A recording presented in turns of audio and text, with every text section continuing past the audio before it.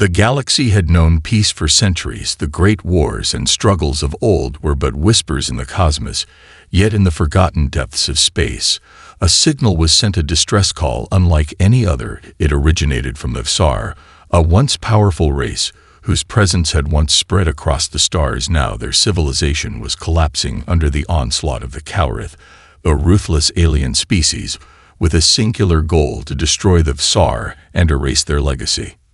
The call was received by a fleet unlike any other, a fleet commanded by humans from a world known for its brutal environment and its inhabitants' unmatched resilience. The Deathworlders were legendary across the galaxy, their very name a symbol of fear to their enemies and respect to their allies. Led by Fleet Admiral Sarah Torres, the Deathworlder fleet was no stranger to war and conflict. They had earned their reputation through countless battles and impossible odds, yet the call from the Xar was different. Torres stood on the command deck of the flagship. The stars outside the viewports seemed distant, almost cold, as the urgency of the signal filled the room. Her crew moved swiftly around her, each member knowing their role as they prepared for the journey. The Xar were a proud people, and for them to ask for help meant the situation had reached its breaking point. But the Deathworlders had never been ones to shy away from a fight, and the idea of an enemy bold enough to threaten a species as formidable as the Xar stirred something deep within the Admiral. Her voice rang out across the deck, cutting through the hushed tension. "Bring us to the Xar system. Now we have no time to waste." Her orders were clear and immediate. The Deathworlder fleet, a collection of ships designed for the harshest of environments, powered up their engines and leaped into the void at faster-than-light speeds. Torres knew the journey would take time, but the thought of a species as mighty as the Xar reduced to this desperate state troubled her deeply. The Cowrith were not a race known for mercy, and if the Xar were indeed facing their extinction, Torres would not stand idle. As the fleet traveled through the vast emptiness of space, Torres took a moment to reflect on the Xar, a species she had only heard of in legends. Their towering forms and advanced technology had once been the pride of the galaxy, but time had not been kind to them. Their rivals, the Cowrith, were merciless conquerors, their ships sleek and deadly, while the Xar had relied on brute force and their advanced bioengineering. The Cowrith were more refined, their weapons surgical, their tactics ruthless, and the Xar were paying the price. The Deathworlders knew little about the Cowrith other than their reputation. Their brutal efficiency had left few survivors in their wake. The signal from the Xar spoke of destruction, cities burning, entire populations fleeing for their lives, and worst of all, an enemy capable of taking what was most sacred to the Xar, their very identity. The Cowrith did not just conquer planets, they erased them, and Torres could not allow that to happen. As the fleet hurtled through the stars, Torres found herself wondering what awaited them on the Xar homeworld. Would they be too late? Would they find a race on the brink of extinction? Or would they still have a chance to fight? The answer was coming, but one thing was certain: the Deathworlder fleet would do everything in their power to answer the Xar's cry for help, and to show the Cowrith that humanity would not stand by while they tried to erase another species. The journey through space was long and tense. The Deathworlder fleet moved in near silence, the hum of the engines the only sound that filled the command deck. Admiral Torres stood at the center, her eyes fixed on the stars beyond the viewport. The distance to the Xar homeworld was shrinking with each passing moment, but the weight of the mission was growing heavier. The galaxy had not seen a conflict like this in centuries, and the Deathworlders had never faced an enemy like the Cowrith. Torres had studied the briefings sent along with the distress call, and everything she knew about the Cowrith sent a shiver down her spine. They were a highly advanced species. Their technology was light years ahead of anything the Deathworlders had encountered before. They were relentless conquerors with a particular penchant for destruction. They didn't just fight to win, they fought to eradicate entire civilizations, to remove any trace of those they deemed inferior. The Xar had always been a proud race known for their towering cities and their mastery over bioengineering, but the Cowrith had found a weakness in their pride. They had attacked swiftly and decisively, their ships cutting through the Xar defenses like a hot knife through butter. The Xar had fought back valiantly, but the Calrith's superior tactics and technology had overwhelmed them one by one. The Xar's cities had fallen, and now the last remnants of their people were fighting for survival on a planet that was already on the brink of ruin. As Torres paced the deck of the flagship, she couldn't help but think of her crew, and what lay ahead. The Deathworlders were not like other races. They had been forged by the harsh conditions of their homeworld, a planet filled with predators that could tear a person apart in seconds, and environments so deadly that survival was a constant struggle. They were a people built on adaptation, strength, and resilience, and they had honed their skills in every form of combat imaginable.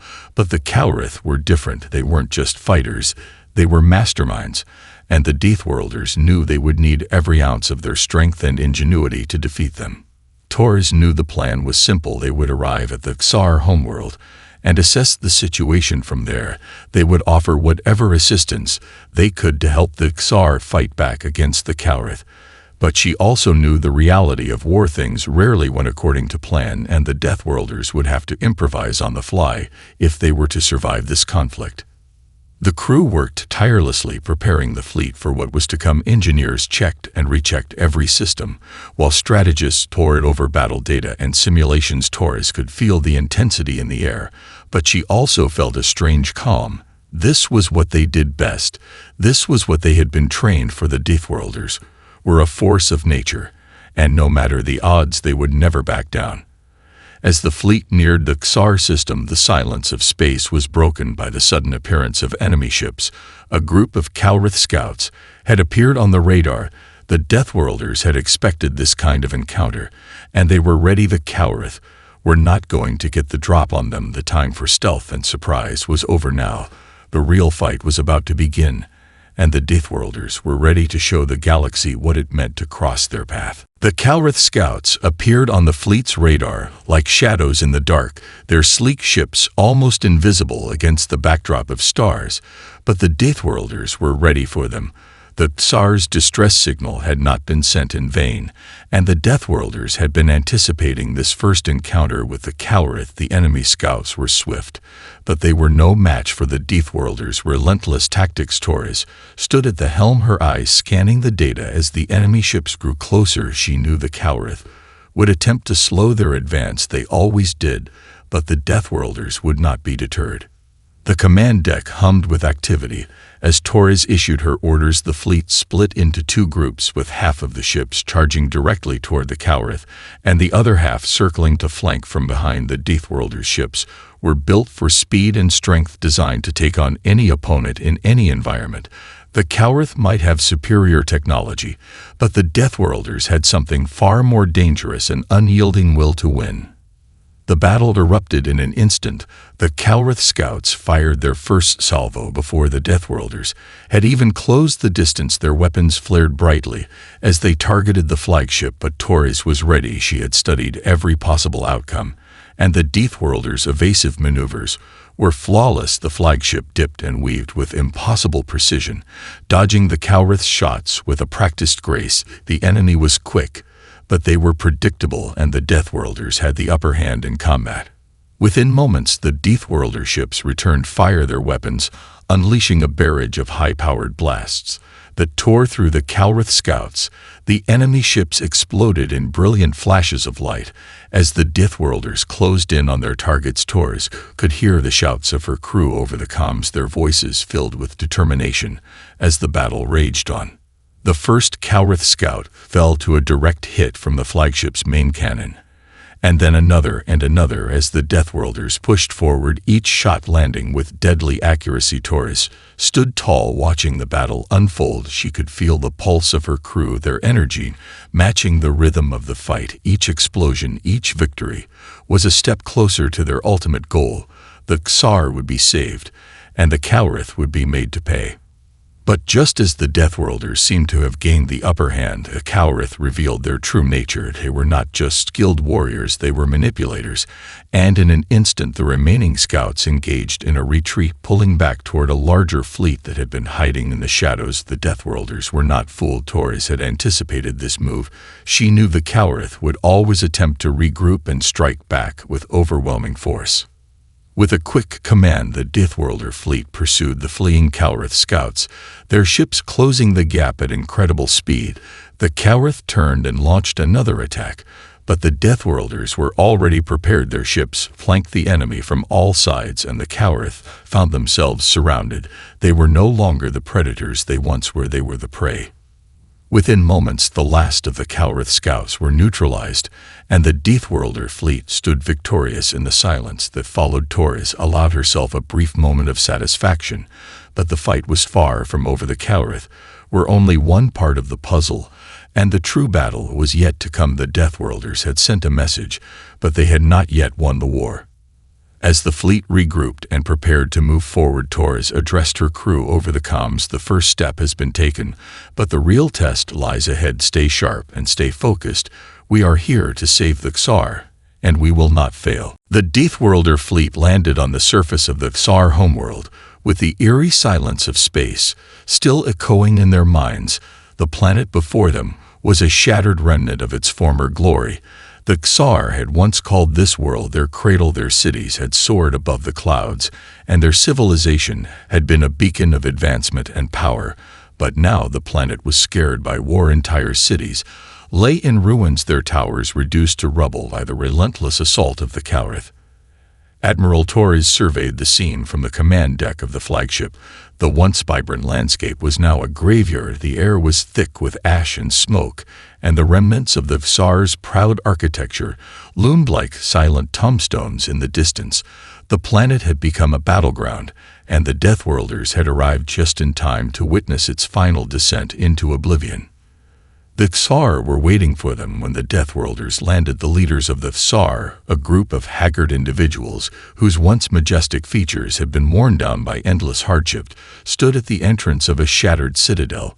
They were a proud race, but their pride had been battered and broken by the Cowrith's unrelenting siege. Torres could see the hesitation in their eyes as she stepped off the landing craft. They were wary of the Deathworlders. They had never expected help from a race they considered inferior. But Torres wasn't here to argue or justify humanity's place in the galaxy. She was here to fight, and to win. With a stern but calm voice, Torres addressed the Xar leaders. "We have come to help," she said, her tone unwavering.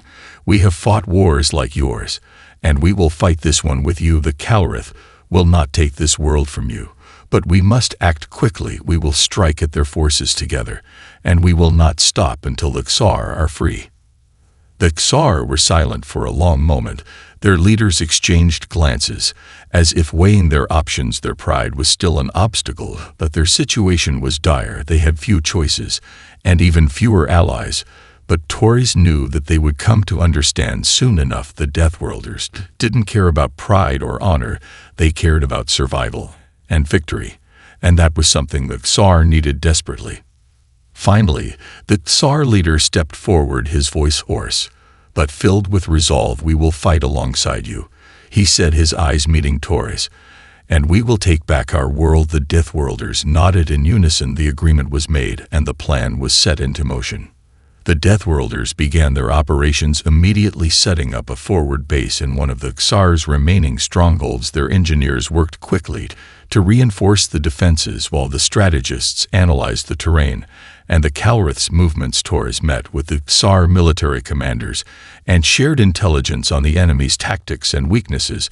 They had all the pieces they needed now. It was time to strike back. The first phase of the assault was a raid on a Cowrith supply depot hidden in the mountains.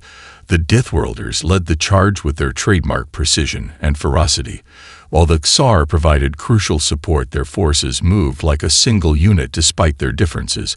The battle was brutal but swift. The Deathworlders' advanced weapons and tactics tore through the Cowrith defenses with ease, and within hours the supply depot was in ruins. But Torres knew this was just the beginning. The real fight was still ahead. The Cowrith would retaliate with everything they had, and the Deathworlders and Xar would have to be ready for the full force of their enemy's wrath. But as the dust settled after the raid, Torres stood tall, overlooking the battlefield, feeling a strange sense of hope. The Xar had fought bravely, and the Deathworlders had proven their worth now.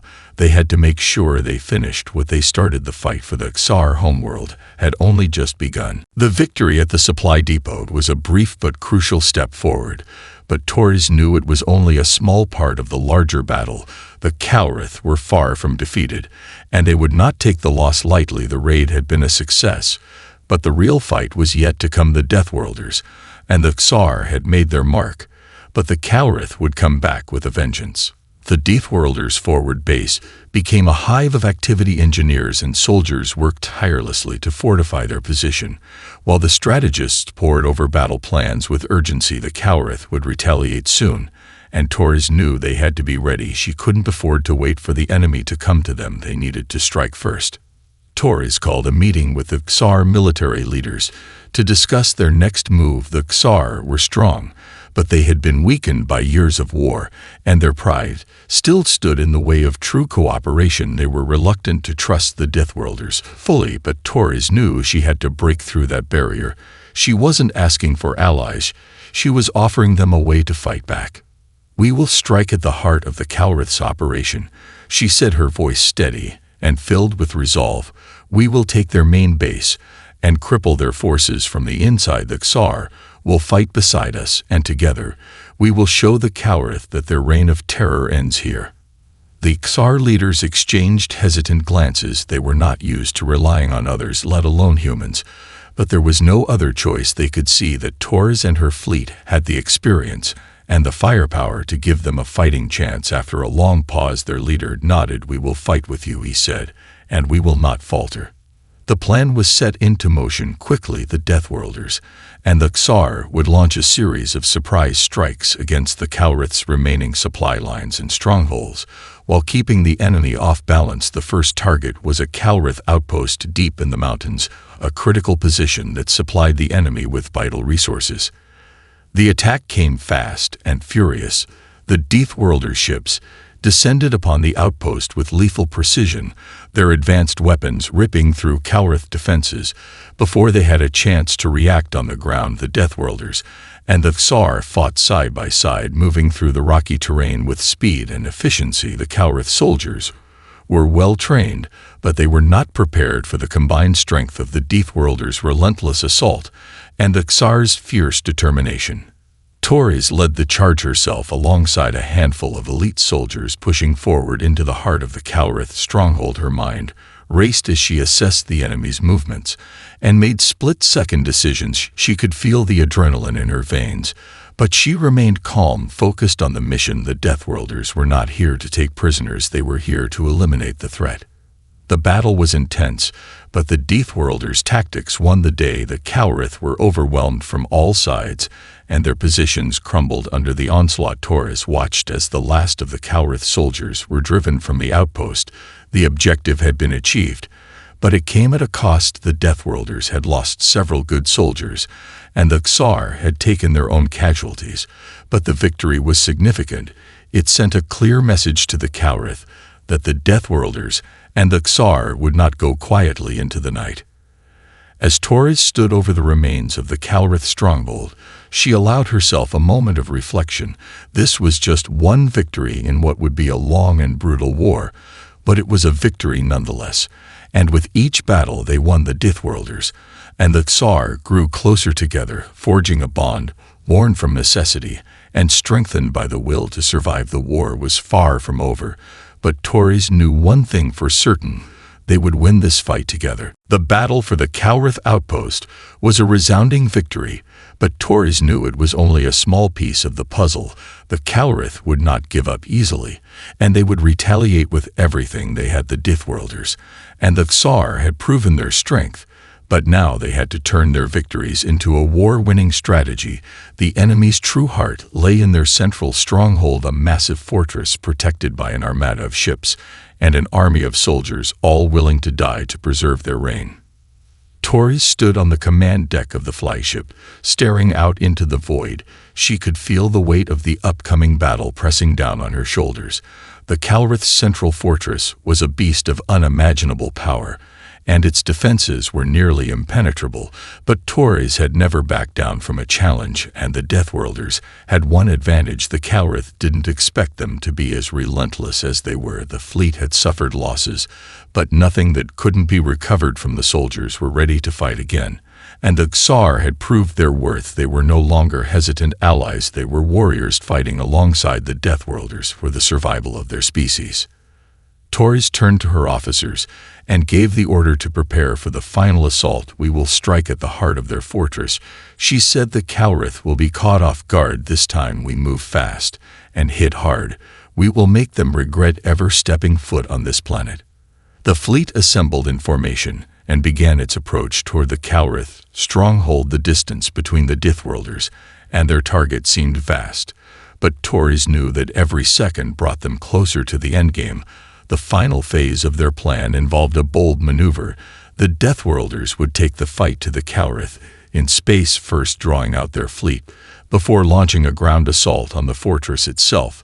The Xar would hold the line on the ground while the Deathworlders dealt with the enemy ships in orbit. The first wave of enemy ships appeared just as the Deathworlders had predicted. The Cowrith had been waiting for them, and their fleet surged forward to intercept the attackers. Torres watched the redouts, carefully analyzing the movements of the enemy ships. She knew the Cowrith's strategy. They would attempt to overwhelm them with sheer numbers. But the Deathworlders had prepared for this moment. Their ships were faster and more agile, and they had learned the art of striking hard and fast. The battle in space erupted as the two fleets clashed in a blinding array of energy blasts and missile fire. The Deathworlders dove into the fray, their ships darting through the chaos as they tore through the Cowrith's outer defenses. The flagship led the charge as Torres expertly directed her forces, dodging incoming fire while laying waste to enemy vessels with pinpoint accuracy. The Deathworlders had the Cowrith on the defensive. Within moments, their ships scattered and disorganized, but Torres knew the real challenge lay ahead. Taking the ground would be the true test. As the final ships of the Cowrith's fleet were wiped out, Torres gave the signal for the second phase to begin. With the skies cleared, the Deathworlders descended upon the fortress in a coordinated assault.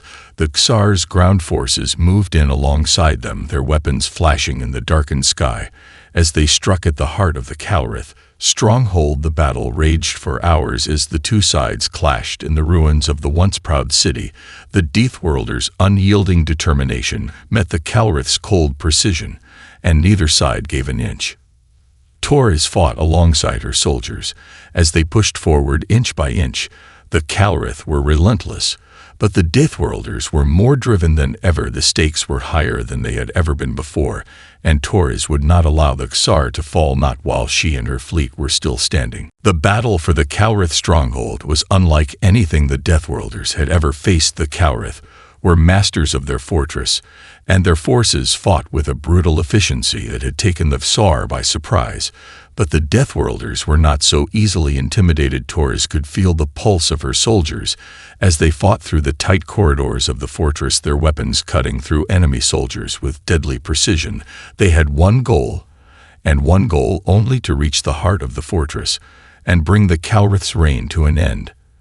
As they pushed forward, Torres could hear the sounds of battle all around her, the sharp crack of gunfire, the hum of energy weapons, the screams of soldiers on both sides. The air was thick with smoke and dust, but through it all the Deathworlders pressed on. They moved like a force of nature, unstoppable, relentless.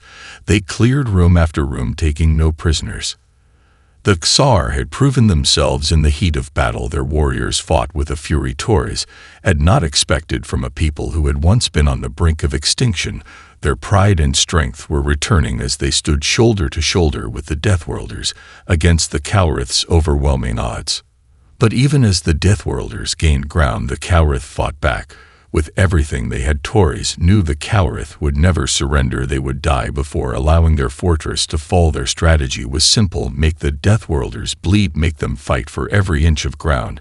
And that's exactly what they did. The Deathworlders had dealt with this kind of strategy before, but it didn't make it any less deadly.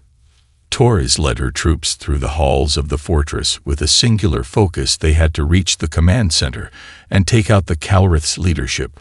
But it wasn't going to be easy. The further they advanced, the more heavily fortified the corridors became. The Cowrith had laid traps at every turn, their soldiers prepared to make a last stand in the most critical parts of the stronghold.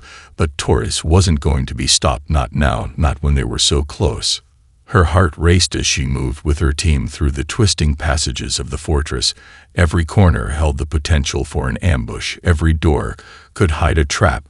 But the Deathworlders had trained for this. They had faced worse odds before, and they were not about to let up now.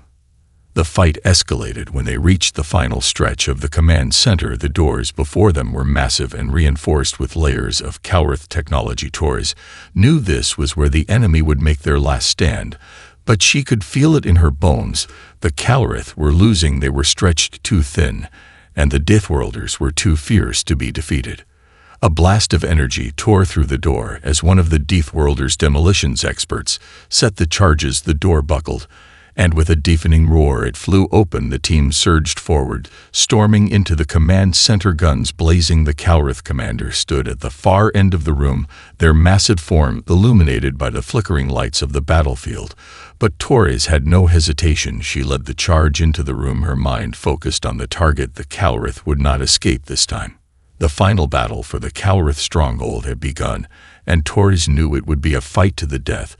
But this time the Deathworlders had the advantage. They were not just fighting for survival, they were fighting for a future, for the Xar, and for the galaxy itself. And they would not stop until the Cowrith were defeated once and for all. The final assault on the Cowrith command center was brutal. The Deathworlders moved with deadly precision, their guns cutting through the chaos as they advanced toward their target.